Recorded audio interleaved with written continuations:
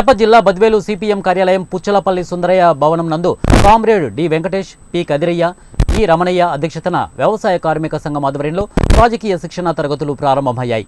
రాజకీయ శిక్షణ తరగతులను సిపిఎం జిల్లా కార్యదర్శి జి చంద్రశేఖర్ ప్రారంభించారు. ఈ సందర్భంగా ఆయన మాట్లాడుతూ భూమి లేని పేదలకు ప్రభుత్వ భూములు పంచడమే నిజమైన దేశభక్తి అని తెలిపారు.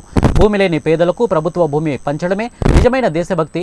భూమి లేని నిరుపేదలు గ్రామాల్లో కట్టు బానిసలుగా జీవిస్తున్నారు. పేదలపై పెద్దలు వాక్చాతుర్యంతో అబద్ధాలు ప్రచారం చేస్తున్నారు. ప్రతిఘటన ఉద్యమంతోనే ప్రజల అభివృద్ధి సాధ్యం. అధికార యంత్రాంగం పేదల పక్షాన కాకుండా కబ్జాదారులకు కొమ్ము కాస్తోంది. నిస్వార్థపరులైన పాలకులు కనిపించడం లేదు.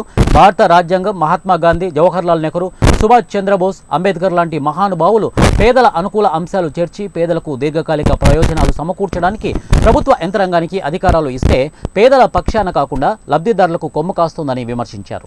బద్వేలు నియోజకవర్గంలో ఉన్నటువంటి బద్వేలు, గోపవరము, పౌరామిల్ల, కాశీనాయన, కలసపాడు, అట్లూరు, అదే రకంగా మైదుకూరు నియోజకవర్గంలో ఉన్నటువంటి బ్రహ్మంగారిపేట మండలాల్లోనే దాదాపు 75,000 ఎకరాల ప్రభుత్వ భూములు ఆయా ప్రాంతంలో ఉన్నటువంటి రాజకీయ పలుకుబడి కలిగినటువంటి ఆర్థిక అంగబలం కలిగినటువంటి భూ కబ్జాదారులను స్వాధీనం చేసుకున్నారు.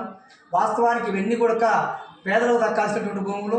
2007, 2008 నుంచి నేటి వరకు వందలాది మంది పేదలు అసైన్మెంట్లో పట్టాలు లబ్ధి పొందినటువంటి వాళ్లకు ఏ ఒక్కరికి కూడా ఒక్క ఎకరా కూడా సర్వే చేసి చూపించినటువంటి పాపాన ఈ ప్రభుత్వం పోలేదు. గతంలో ఉన్నటువంటి తెలుగుదేశం ప్రభుత్వం కానివ్వండి, ప్రస్తుతం అధికారంలో కొనసాగినటువంటి వైసీపీ ప్రభుత్వం కానివ్వండి, ఎక్కడా కూడా పేదలకు భూములు పంచేందుకు సిద్ధపడలేదు. పైపేచ్చు ఆయా అధికార పార్టీకి సంబంధించిన నాయకులు పెద్ద ఎత్తున భూ కబ్జాలకు